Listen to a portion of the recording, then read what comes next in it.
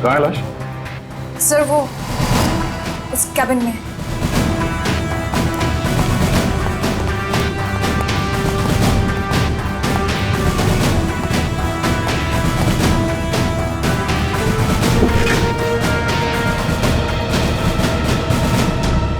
Sir, एक गोली लगी है सीने में।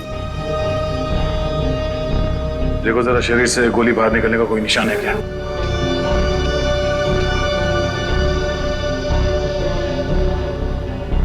नहीं सर, कोई एग्जिट वोल नहीं है। गोली बाहर निकलने का कोई जख्म नहीं है।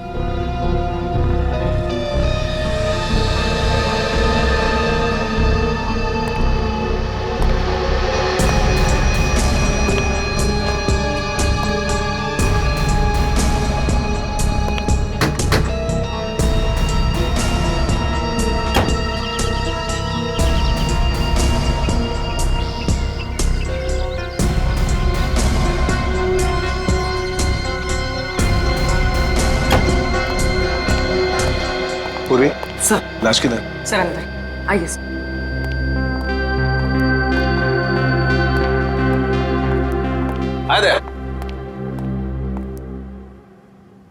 क्या बात है? तुम्हारा खास दोस्त कहाँ है? अभिजीत? इस आदमी के शरीर में गोली लगी है और कोई एग्जिट वुंड नहीं है।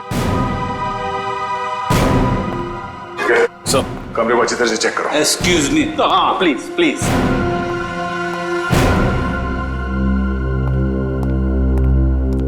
ये तारिका क्या हुआ है? ये तो एकदम उखड़ गया था। कुछ गलत तो नहीं कह दिया मैंने?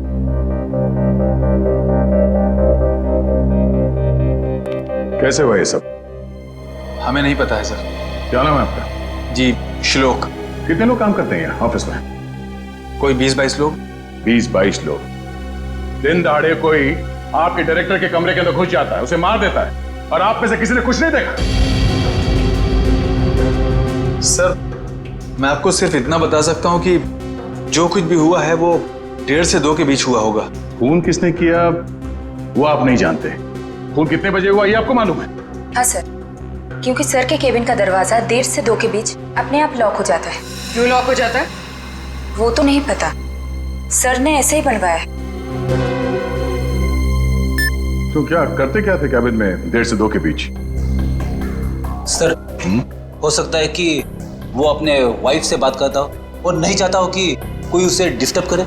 नहीं सर, सर शादीशुदा नहीं थे। तो फिर करते क्या थे वो? हाँ? पूजा करते थे, खाना खाते थे, क्या करते थे? सर वो घर से खाना खा के आते थे।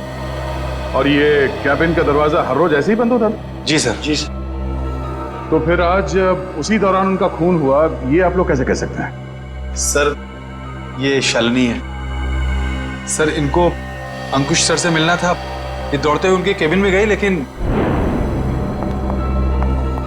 अरे शालिनी, तुम भाग के कहाँ जा रही हो? सॉरी रचना, वो बॉस से कुछ अर्जेंट काम है मुझे। सर से मिलने जा रही हो? लेकिन अभी तो 1:30 बजने वाले हैं, केबिन बंद हो जाएगा उनका। पता है, इसलिए तो जल्दी जा रही हूँ। Excuse me.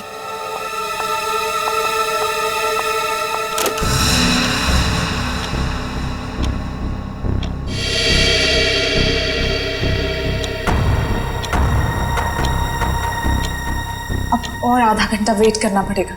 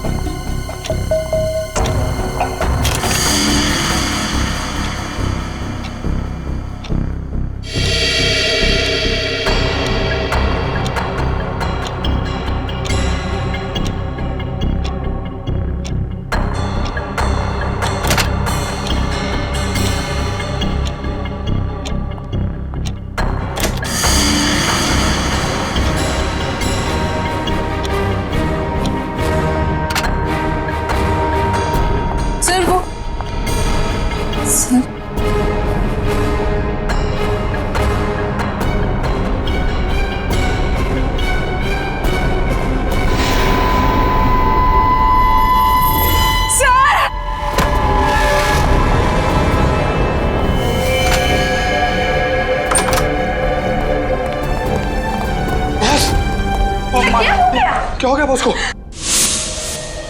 तो इसीलिए आप लोगों का मानना है कि दरवाजा बंद होने के बाद उनका खून हो। हाँ सर। सर कैबिन में कोई हथियार नहीं मिला। सर हो सकता है कमरे में कोई ऐसा मैकेनिज्म हो जिससे गोली खुद ब खुद चल गई हो।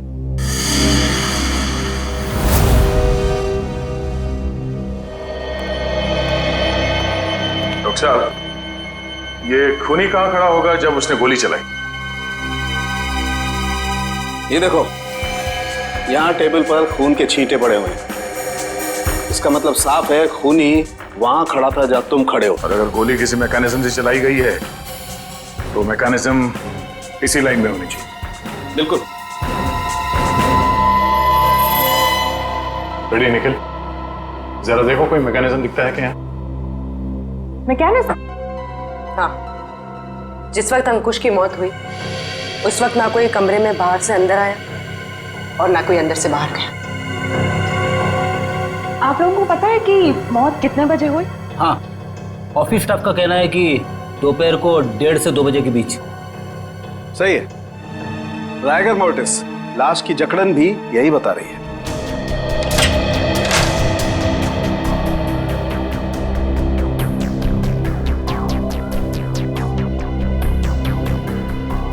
सर, यहाँ तो कोई मैकेनिज्म दिख नहीं रहा है। सर यहाँ भी ऐसी कोई चीज दिखाई दे नहीं रही है। कमरे में कोई आया नहीं और कोई मैकेनिज्म भी नहीं है, तो फिर इस आदमी को गोली लगी कैसे? कि ऐसा तो नहीं कि ये दरवाजा लॉक होने से पहले इसे गोली लगी हो? एक बात बताइए, आप में से किसी ने ये दरवाजा बंद होने से पहले अंकुश को जिंदा देखा था? No sir. नहीं सर। ठीक है, एक काम करो, शुरू से बताओ जब आपके बॉस अंकुश यहाँ इस ऑफिस में आए। सर वो बहुत परेशान थे और उन्होंने कृतिका को अपने केबिन में जी बुलाया। Sir. Okay sir, okay. Rachna, क्या हुआ? बॉस बहुत ज्यादा गुस्से में है, कृतिका को अंदर बुलाया है।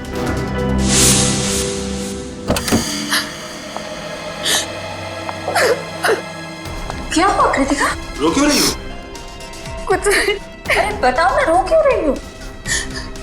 कुछ नहीं हुआ। अरे बताओ तो कृतिका। तो कृतिका अभी कहाँ है? ऑफिस से चली गई क्या वो? नहीं सर, उसका बैग तो यहीं है।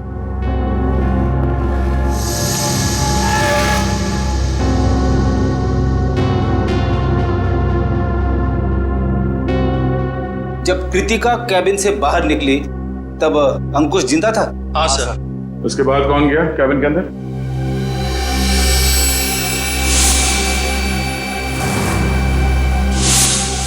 देखिए, हम एक सवाल 2 बार नहीं पूछेंगे आप लोगों से।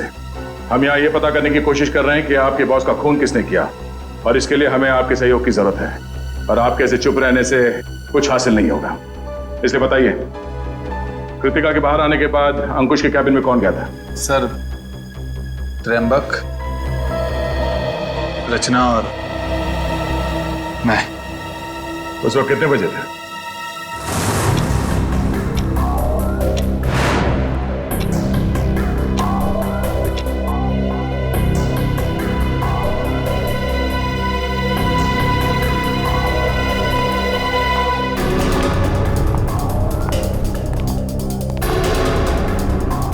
सर, क्या हुआ? आपने हमें बुलाया? ये पूछो क्या नहीं हुआ है। क्या सर, क्या नहीं हुआ? ईमानदारी नहीं हुई, वफादारी नहीं हुई। सर, हम कुछ समझे नहीं। देखो, तुम तीनों बहुत मुश्किल में हो। मुश्किल में? हाँ, मुझे ये पता चला है कि तुम तीनों में से कोई एक हमारे डिजाइन्स कॉम्पिटिटर्स को बेच रहा है। नहीं सर, हम ऐसा नहीं कर सकते। हाँ सर, मुझे तो ये भी नहीं पता कि हमारे कंपटीटर्स है कौन। मेरे पास सबूत है और मैं तुम तीनों को जेल भिजवा सकता हूं, लेकिन मैं ऐसा नहीं करूंगा। चुपचाप शाम के 5 बजे तक मुझे बता दो वो आदमी कौन है। हाँ, उसकी नौकरी तो नहीं रहेगी, लेकिन उसे मैं जेल जाने से जरूर बचा लूंगा। लेकिन सर, हम लोग मेरे पास ज्यादा समय नहीं, जितना मैंने कहा है उतना करो। तो कोई कंपनी के सीक्रेट्स बेच रहा था? हाँ? सर अंकुश जरूर भड़का होगा इस धोखे से। कोई भी भड़केगा। बहुत तकलीफ होती है जब उसका कोई करीबी उसे धोखा देता है।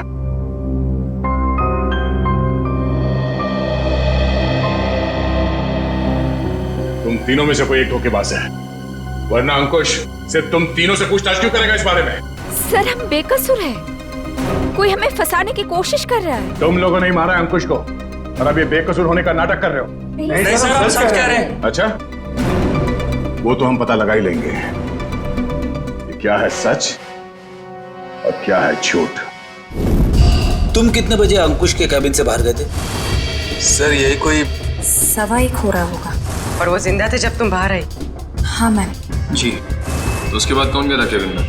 सर मुझे पता नहीं है। मैंने किसी को जाते हुए नहीं देखा सर। मैंने भी किसी को अंदर जाते हुए नहीं देखा। सबका जवाब एक ही है। सर समझ में नहीं आ रहा है कौन सच बोल रहा है और कौन झूठ। सर ये खूनी जो कोई भी है, सर इन तीनों के बाहर आने के बाद दरवाजा लॉक होने से पहले अंकुश के कैबिन में घुसा होगा और अंकुश का खून करने के बाद शालिनी के आने से पहले निकल गया होगा। खूनी कौन हो सकता है? तो कमरे के अंदर घुसा और किसी ने उसे आते जाते नहीं देखा। अंकुश के कमरे से बाहर निकलने के बाद तुम तीनों कहाँ थे? सर हम कॉन्फ्रेंस रूम की तरफ चले गए थे ये झूठे लगे इल्जाम के बारे में बात करने के लिए, लेकिन थोड़ी देर के बाद जब हम बाहर लंच के लिए आए तो देखा शालिनी अंकुश जी के रूम की तरफ जा रही थी। 1:15 से लेके शालिनी के कमरे के बाहर आने तक किसी ने किसी को कमरे के अंदर जाते हुए देखा? सर हमने ध्यान नहीं दिया क्योंकि कृतिका ही ये सब देखती थी। ये कृतिका है कहाँ? पता नहीं सर, बहुत टाइम से आपने उसे देखा नहीं। पुलिस देखो, जब तक कृतिका नहीं मिल जाती कुछ पता नहीं चलेगा। आप लोग सीसीटीवी कैमरा की फुटेज क्यों नहीं देखते? उसमें पता चल जाएगा। तुम कौन हो? जी मैं सुमित, कृतिका का बॉयफ्रेंड।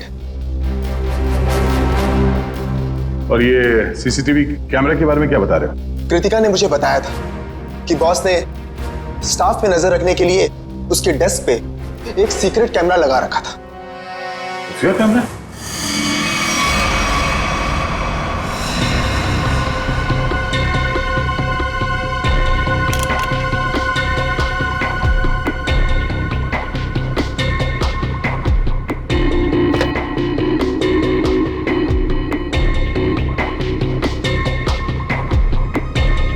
यहाँ पे तो कोई कैमरा दिख ही नहीं रहा है। खुफिया कैमरा है, छुपा के रखा होगा।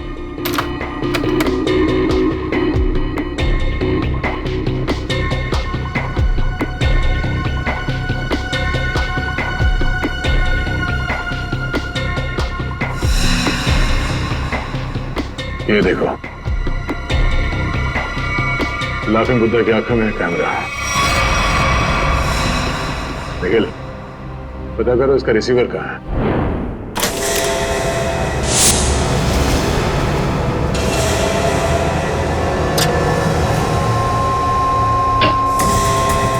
मैम! आशिता, मम्मी देखिए। कृतिका, कृतिका। क्या हो गया? सर इसने आत्महत्या करने की कोशिश की। सर जहर निकाल। इसे हॉस्पिटल ले जाना होगा। पीछे एम्बुलेंस उसमें डालो, चलिए। कृतिका, ले जाओ। क्या हुआ? संभाल। निखिल, उस खुफिया कैमरे का रिसीवर मिला? हाँ सर, उस सीक्रेट कैमरा का ये सब मिल गया है। गुड, जरा फुटेज प्ले करो। देखते हैं रचना, त्रिंबक और श्लोक के निकलने के बाद अंकुश के कमरे में कौन गया था।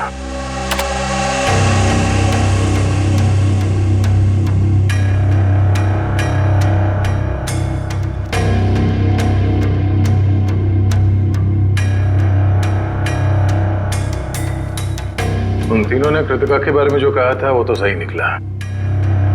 अब आगे देखते हैं।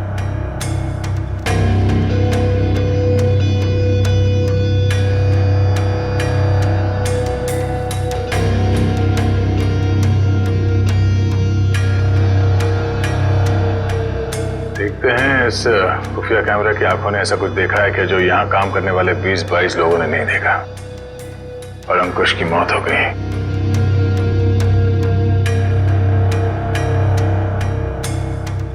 एक मिनट रुको सर, ये आदमी कौन है?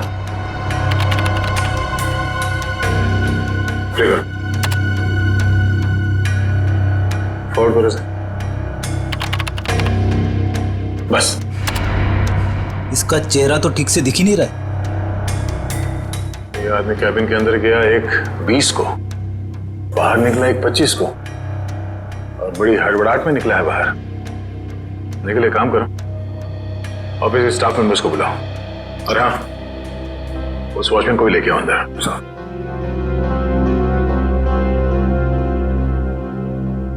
आइए सब।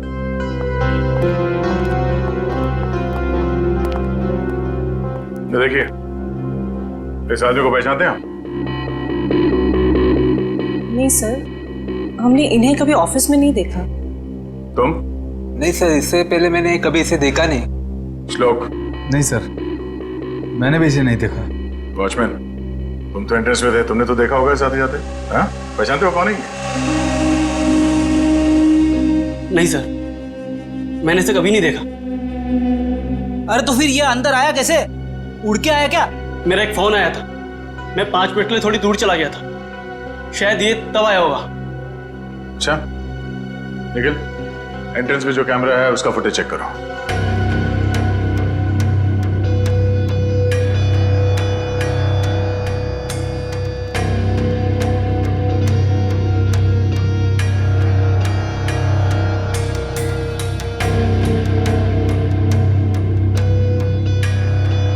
एक मिनट, इस फिल्म को फ्रीज करो। ये सुमित? कृतिका, तुम्हें कुछ नहीं होगा, जल्दी चलो। आई, तुम ठीक हो जाओगे। संभल के।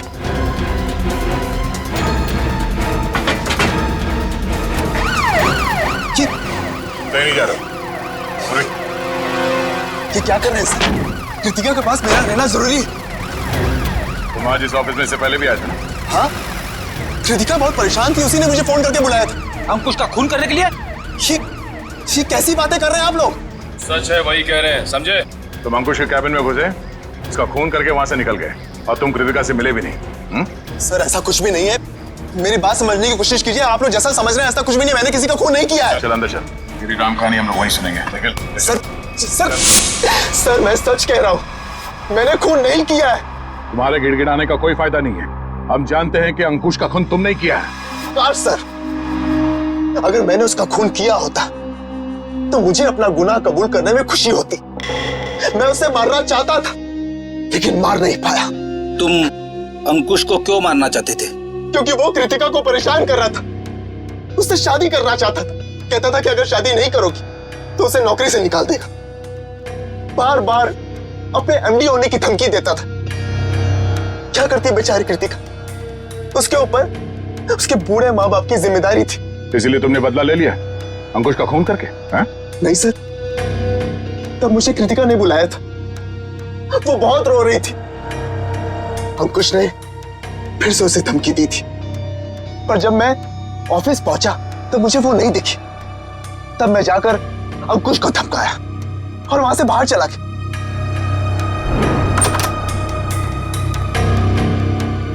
कौन हो तुम?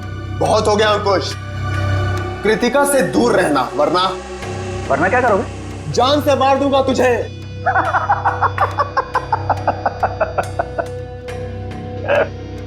अरे जा, जो करना है कर, कृतिका सिर्फ मेरी बनेगी। अंकुश, तू यहां से निकल रहा है या मैं सिक्योरिटी को बुलाऊं? आउट। अभी तो जा रहा हूं, लेकिन बहुत जल्द लौटूंगा, और तब तुझे मुझसे बचाने के लिए कोई नहीं रहेगा, कोई नहीं रहेगा।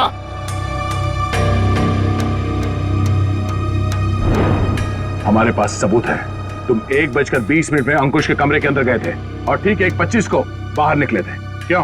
फिर भी मैं बार बार यही कहूंगा कि मैंने खून नहीं किया है। देखो सुमित, दया सर को गुस्सा मत दिलाओ, सीधी तरीके से मान जाओ कि खून तुमने किया है, क्योंकि तुम्हारे जाने के बाद यहाँ की स्टाफ शालिनी जब कैबिन में गई तब अंकुश मरा पड़ा था। सर मेरा विश्वास कीजिए, मैंने खून नहीं किया है, प्लीज मेरा यकीन कीजिए आप लोग। याद देखो, हाथ। सर गन पाउडर की स्मेल, तो स्प्रे देना। एक मिनट,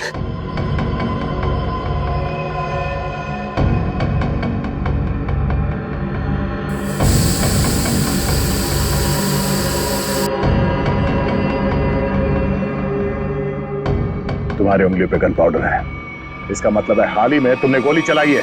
नहीं सर, अंकुश का खून तुमने ही किया है। मैंने गोली नहीं चलाई है सर। तो फिर ये गन पाउडर तुम्हारी उंगलियों पे कैसे आया? सर प्लीज सर मेरा विश्वास। गन पाउडर कैसे आया तुम्हारे हाथ पे?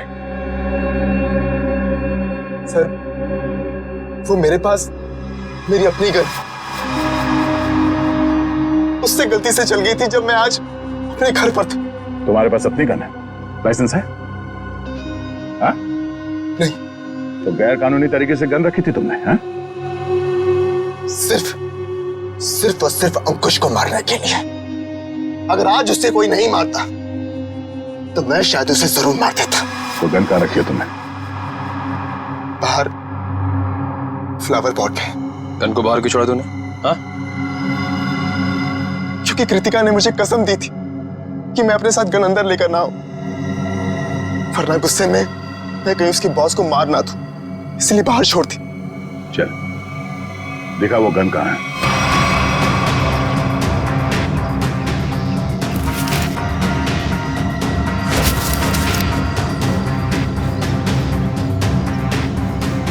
ये तुम्हारी गन? हाँ सर।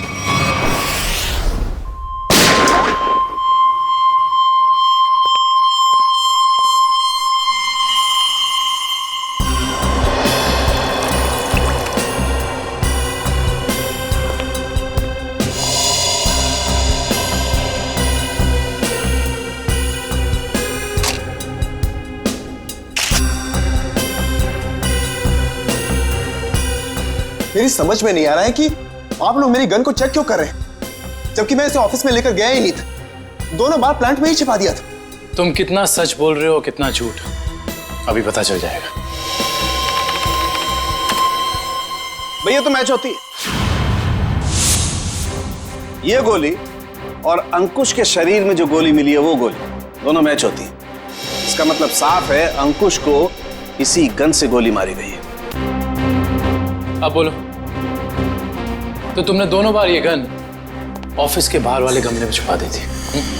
सर मैं आपसे बार बार कह रहा हूं कि मैंने अंकुश को नहीं मारा। जब मैं उसके कैबिन से बाहर निकल रहा था तो वो जिंदा था। जरूर मुझे कोई फंसाने की कोशिश कर रहा है। तो मतलब तुम्हारी गन अपने आप गमले से बाहर आई, अंकुश जी को गोली मारी और फिर आके गमले में छुप गई। और ये कहानी है सर? अरे मैं कोई कहानी नहीं बना रहा हूं, मेरा विश्वास कीजिए। एक सेकंड, कॉल। क्या? हाँ मुझे याद आ गया। जैसे ही मैं अंकुश के कैबिन से बाहर निकल रहा था उसके मोबाइल पर एक कॉल आया था। और उसने वो कॉल रिसीव किया था? हाँ।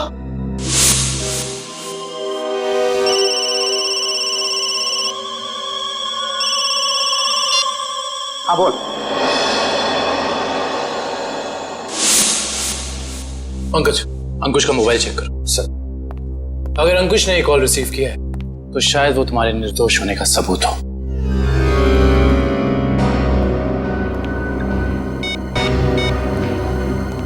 सर अंकुश को 1:25 पे कॉल आया था सर, और 7 मिनट तक कॉल चली थी। 7 मिनट? 1:25 को कॉल आया था। दरवाजा बंद होता है ठीक 1:30 बजे, यानी कि दरवाजा बंद होने के 2 मिनट बाद तक ये कॉल चला। सर शायद वो जिंदा था। पंकज, इस नंबर पर कॉल करके चेक करो कि वाकई इस आदमी की अंकुश से बात हुई थी कि नहीं।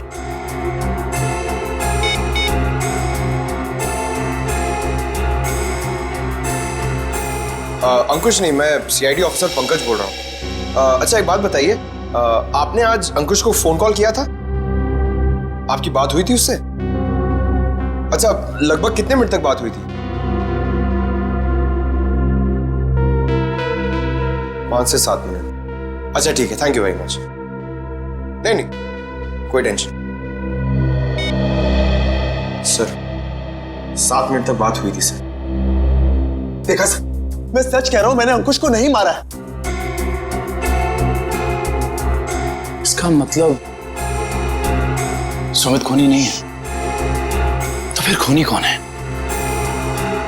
कहीं खूनी पहले से ही तो कैबिन में छुपकर नहीं बैठा था और दरवाजा लॉक होते ही उसने अंकुश को गोली मार दी और फिर वहां बैठकर इंतजार कर रहा था। और जब 2 बजे बाकी का सारा स्टाफ अंदर आया कैबिन में अंकुश की लाश देखने, तो मौका देखकर वो भी उनके साथ निकल गया।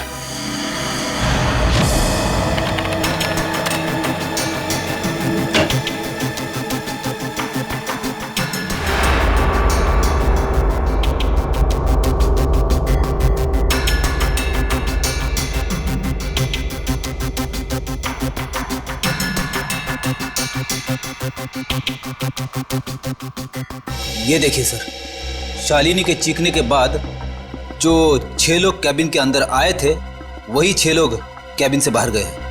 इसका मतलब है कैबिन के अंदर कोई छुपा हुआ नहीं था। कैबिन के अंदर कोई छुपा हुआ नहीं था। इस दरवाजे से कोई अंदर नहीं आया और अंकुश इस कमरे में अकेला था जब ये दरवाजा बंद हुआ। तो इस कमरे के अंदर आने का इस दरवाजे के अलावा सिर्फ एक ही रास्ता है, वही ये खिड़की।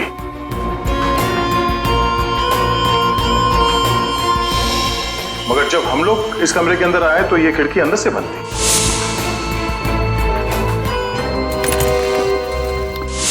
तो अगर हम ये मान के चले कि कोई इस खिड़की के जरिए अंदर आया है, तो नीचे से ऊपर आना तो बहुत मुश्किल है और किसी ने तो देखा ही होगा उसे ऊपर आते हुए। दूसरा रास्ता बचता है ऊपर टेरेस से।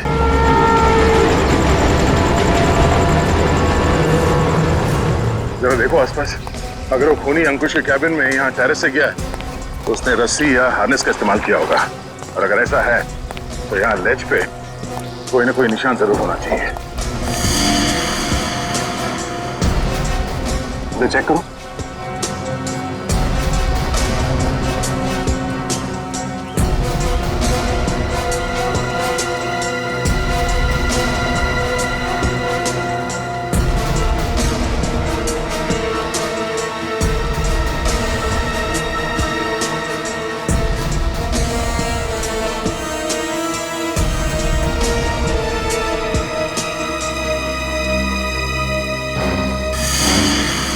ये देखो, यहां पर निशान है।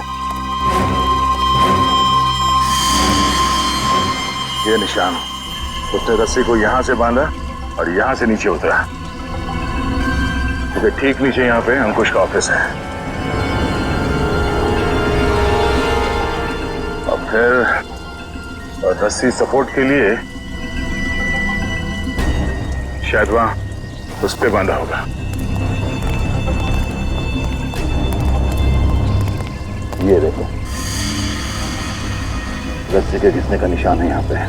इसका मतलब है उसने रस्सी यहाँ इस पाइप पे बांधा और वहां से नीचे अंकुश के कैबिन में गया।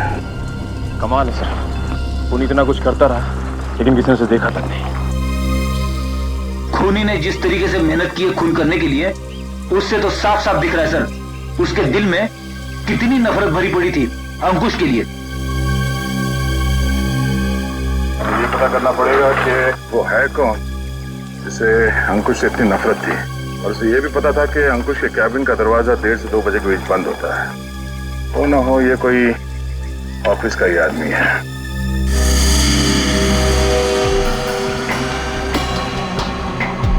खूनी टेरेस से रस्सी के सहारे नीचे उतरा और फिर खिड़की के रास्ते कैबिन में आया। लेकिन आपने तो चेक किया था, खिड़की अंदर से बंद थी, जिसका बाहर से खुलना नामुमकिन था। Exactly Freddy. इसका मतलब है खून होने से पहले खूनी ने या उसका साथ देने वाला कोई ना कोई इस ऑफिस में था जिसने छुपके से ये लैच, खिड़की का लैच खोल दिया ताकि इसे बाहर से खोल सके। फिर सर खूनी ने खिड़की को अंदर से लॉकअप किया। ये शायद तब हुआ होगा जब ऑफिस के बाकी के स्टाफ मेंबर्स अंकुश की लाश देखने के लिए कैबिन के अंदर घुसे। खूनी यहाँ से अंदर आया और उसने अंकुश को गोली मार दी। गोली चलने की आवाज नहीं आई, शायद गन पे साइलेंसर लगा हुआ था। और फिर अपना काम करने के बाद खूनी वापस इस खिड़की से ऊपर चला गया। मगर खूनी ने एक गलती कर दी। वो क्या सर? लैच। जब उसने खिड़की खोलने के लिए ये लैच ऐसे खोला होगा, जाहिर सी बात है उसने ग्लव्स पहनने की तकलीफ नहीं की हो। इसका मतलब खूनी के उंगलियों के निशान उस लैच पे है। हाँ फ्रेडी, और अब ये उंगलियों के निशान ही हमें खूनी के गर्दन तक ले जाएंगे।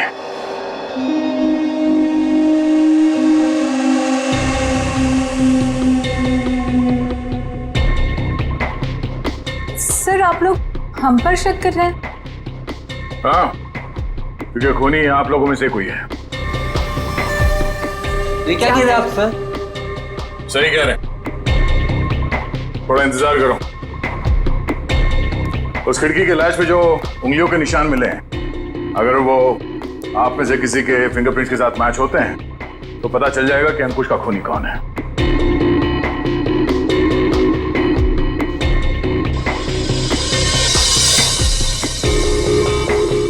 ठीक, आप जाइए।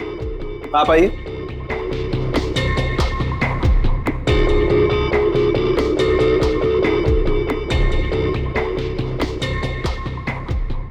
ठीक, जाइए। दया, इन सब लोगों के फिंगरप्रिंट्स तो ले लिए, अब जरा इन्हें मैच करके देखते हैं। ठीक है सर। सर, हाँ?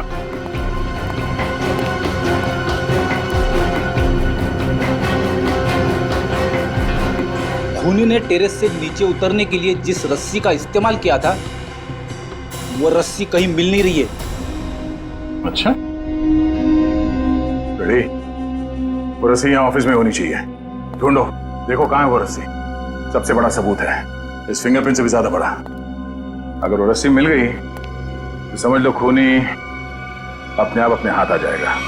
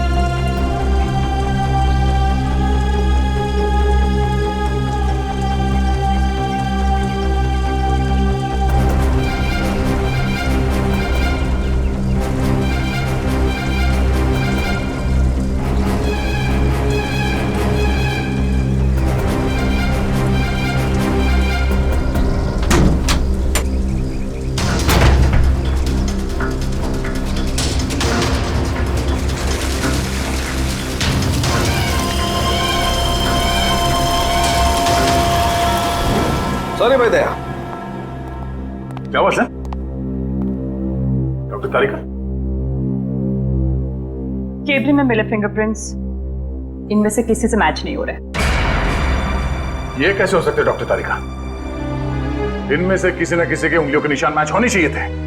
आप लोगों से कोई गलती हो गई होगी। नहीं यार दया, ऐसा नहीं है, हमसे कोई गलती नहीं। हो सकता है दया इनमें से कोई खूनी नहीं होगा, तो खूनी नहीं होगा तो फिंगरप्रिंट्स कैसे मैच होंगे? हो सकता है इस बार गलती आप लोगों से होगी। नहीं, मैं सही हूँ और मैं साबित भी कर सकता हूँ। खूनी इन्हीं में से कोई है और वो खुद ब खुद सामने आएगा। सामने आ जाएगा मतलब तुम्हारे सामने आकर के खड़ा हो जाएगा, कहेगा लीजिए दया जी मैंने खून किया, मुझे हथकड़ी पहना दीजिए। यार बात कर। डॉक्टर साहब इस बार ऐसा ही कुछ होगा। डॉक्टर साहब ने आप लोगों के हाथ पे एक केमिकल लगाया था।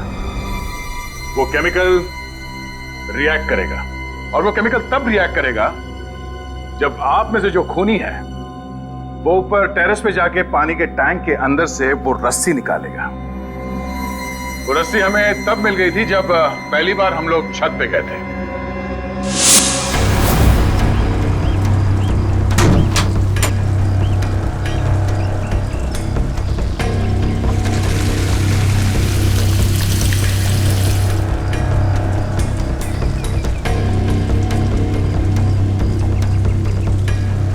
पूरी तैयारी के साथ आया था।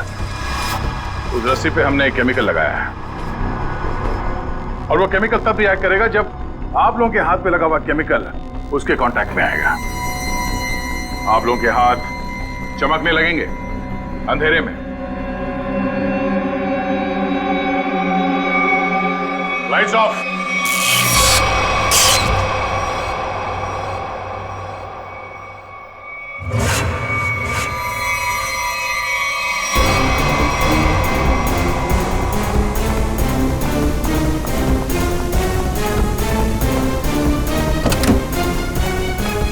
बस बहुत भाग लिया, अब और नहीं।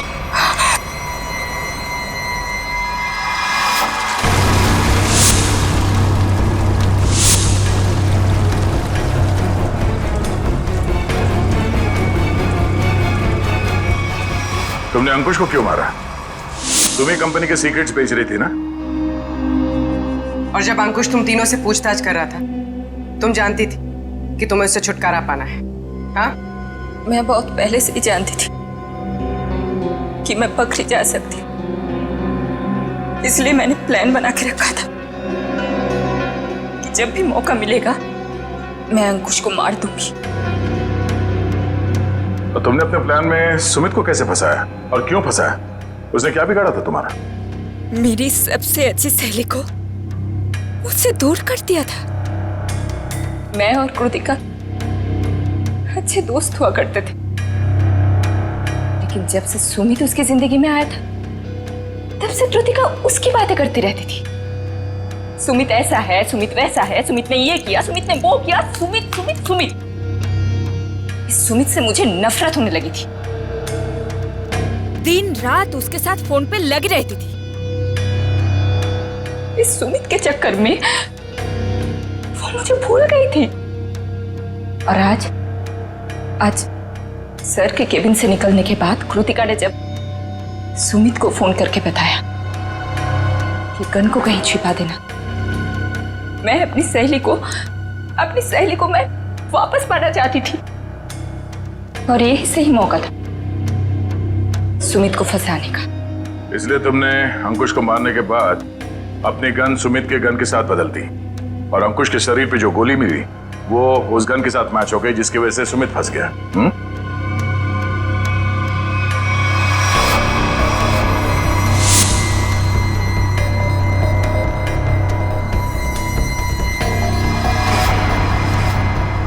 और जब अंकुश अपने कैबिन में तुम तीनों पे भड़क रहा था, उस वक्त तुमने चुपके से उस खिड़की का लैच खोल दिया।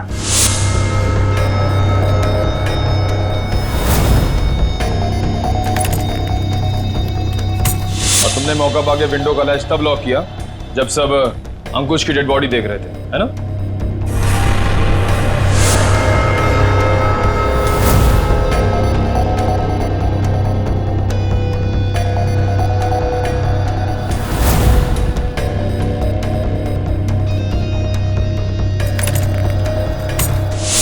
तुम्हें कैसे मालूम कि सुमित के पास कौन सी गन है? कृतिका ने मुझे एक बार बताया था कि सुमित ने एक नई गन खरीदी है। ठीक वैसी गन मैंने भी खरीदी। और आज जब सुमित दोबारा ऑफिस में आया तो मुझे पता था कि वो गन फिर से कहीं बाहर रख के आया होगा और मौका मिलते ही मैंने वो गन बदल दी। क्या फायदा हुआ तुम्हें ये सब करके? हाँ? तुमने एक दोस्त खो दिया और साथ में अपनी आजादी भी। पूर्वी, ले जाओ इसे। Sir, sir.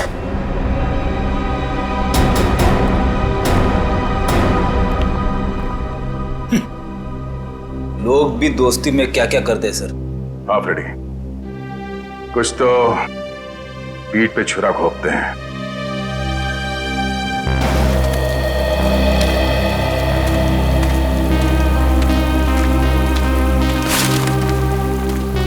हाय। हाय। झूठ बोला तुमने दया से? हाँ, भाई जैसा ना वो तुम्हारा, इस तरह से दिल दुखाया? कैसी बात कर रहे हो तारिका? मैं तो सपने में भी उसका दिल दुखाने की नहीं सोच सकता। उसको दुख ना हो इसलिए मैंने झूठ बोला। अभिजीत, झूठ के पैर नहीं होते, वो ज्यादा दूर तक चल नहीं सकता। तुम्हें दया को सब कुछ सच सच बता देना चाहिए था। बताया था मैंने सच उसे, कड़वा सच। मैं सिर्फ ये जानने आया था कि श्रेया ने उस लड़के को हाँ बोला है या नहीं। नहीं, वो हाँ बोल दिया श्रेया ने, लेकिन जब मैंने दया का चेहरा देखा लगा जैसे किसी गोली ने उसके सीने को चीर दिया है।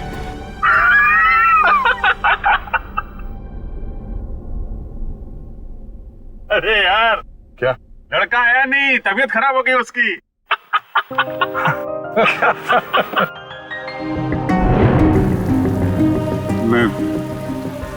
मैं दया को इस हालत में नहीं देख सका। मैंने बात पलट दी, मैंने कहा कि मजाक था। सिद्धार्थ का परिवार तो आया ही नहीं। मैं जानता हूं ये गलत है तारिका, लेकिन ये गलत उस समय मुझे सही लगा। और दया का इतना इंपॉर्टेंट लेटर श्रेया को ना देना, ये भी तुमको सही लगा? क्या लगता है तुम्हें कि मैं जानबूझ के ये सब कर रहा हूं? मैं नहीं चाहता दया और श्रेया आए। दुनिया मुझे कुछ भी कहे, मुझे कोई फर्क नहीं पड़ता, लेकिन तारिका तुम मुझे गलत समझ रही हो। बहुत दुख हुआ मुझे, बहुत दुख हुआ। गया था मैं श्रेया के घर वो लेटर लेके। नमस्ते अभिजीत, तुम आओ अंदर आओ। श्रेया से थोड़ा काम था, वो है क्या? हाँ है, बैठो, मैं उसे बुलाती हूँ, बैठ जाओ।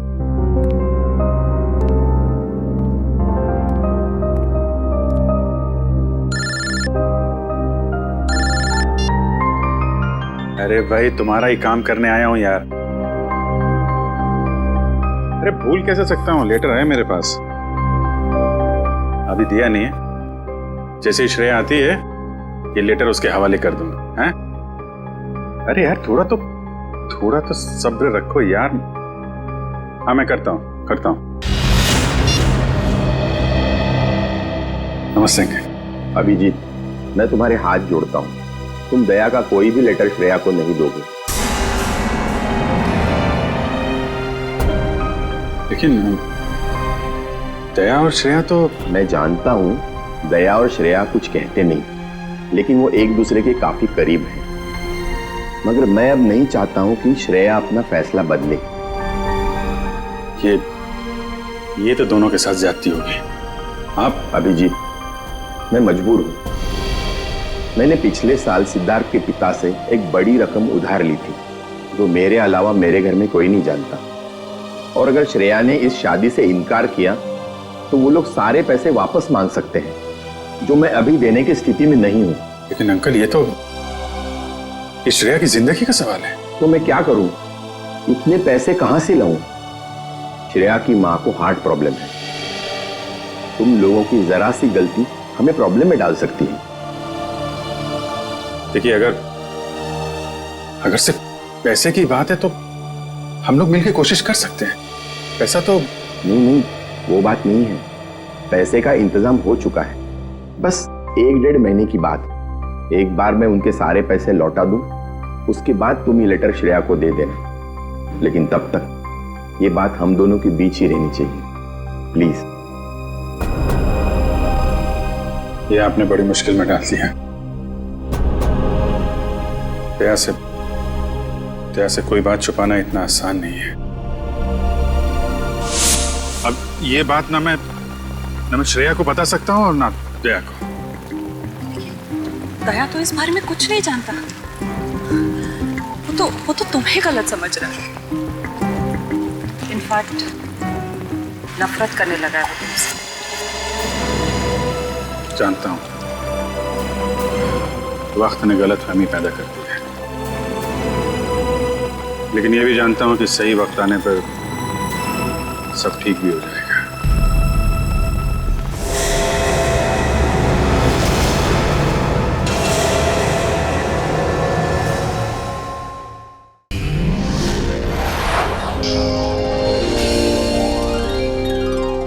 If you want to enjoy more case files content like this, please subscribe to our channel and click the bell icon.